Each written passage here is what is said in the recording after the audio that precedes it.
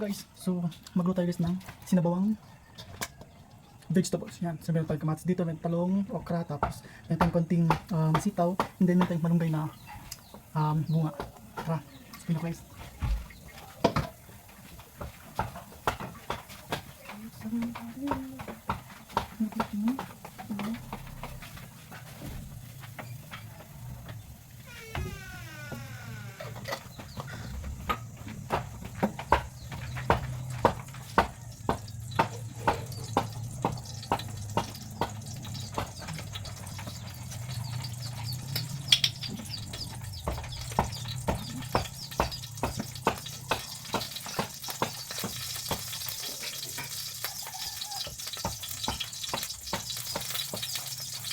Lagyan natin yung kape guys. Bitiwan natin dito sa sawag natin para at least lumambot ang konti.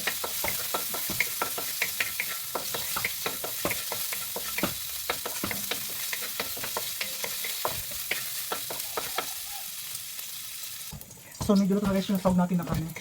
Natustulis siya, so mag-style tayo ng bawang sibuyas. Yan.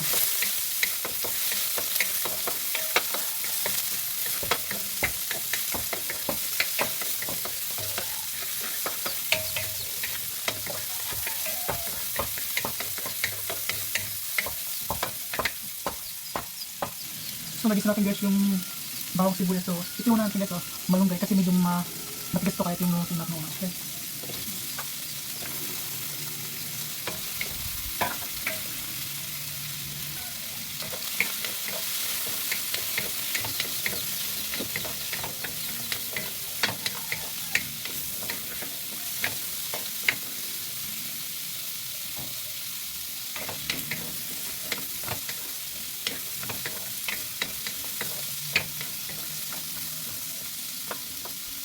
Sulutin natin guys ng mga 5 minutes na ganyan para lumambot siya, tapos lagyan natin yung mga vegetables.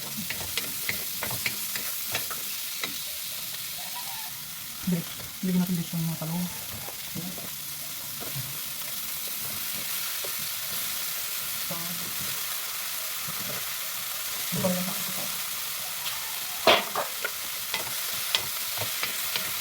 So dito lang natin guys ang ating gagawin ang sunod na.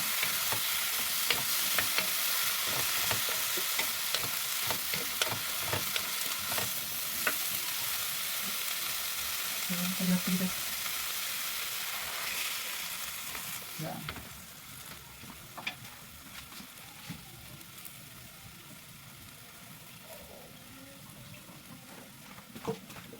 Lagyan natin konti guys. Yan.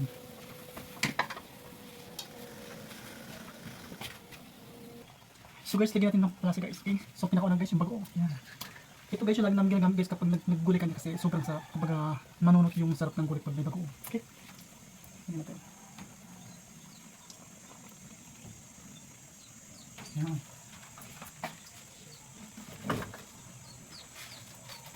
At syempre hindi mawawala ang sitaw BMG Gitchen.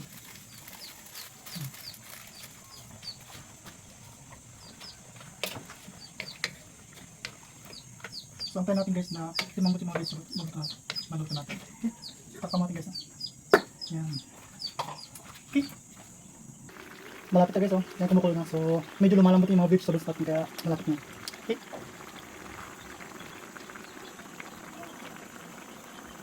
Yan. Bilang ko ha. Thank you kan ang prito na nagabay ko. Wait na to. Guys, tikman natin guys yung yung niluto natin kaninang gulay. Ginisang gulay. Ito. Yan. Yan tayong talong, ampalaya, tapos okra, tapos kunting sitaw. Yun. Ginisa natin siya sa kamatis. Sarap.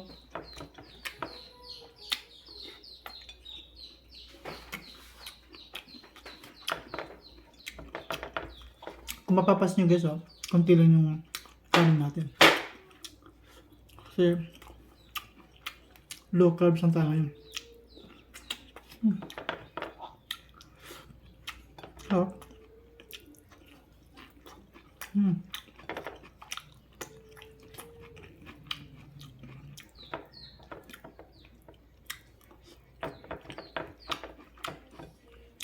Masarap din yung ampalaya kasi hindi mapait.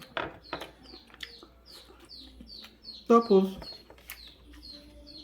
guys, yun ang kumakain to guys. Malunggay na bunga.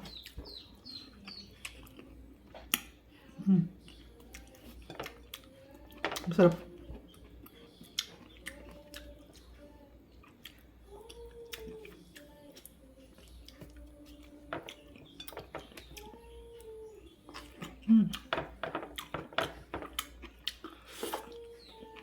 Masarap guys. Palaya.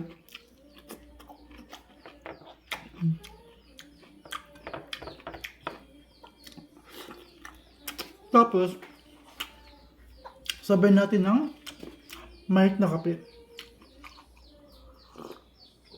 Sa akin guys kasi ano yung nakasanay na yung ano yung kapag kakain kami kape. Masarap. Nakakagana ng pagkain.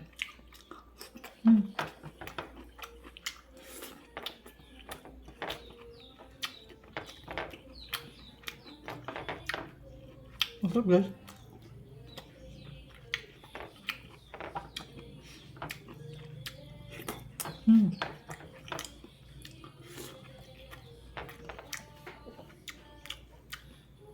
Kahit kunti ng kanin guys, basta madami ano, madaming ulam na kulay. Okay naman. Nakabusog naman.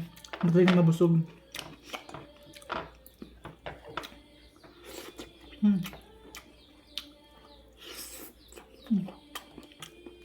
Sarap.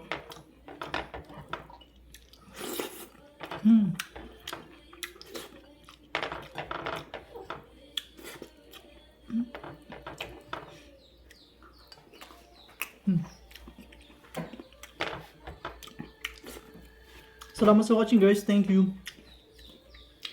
See you for my next vlog.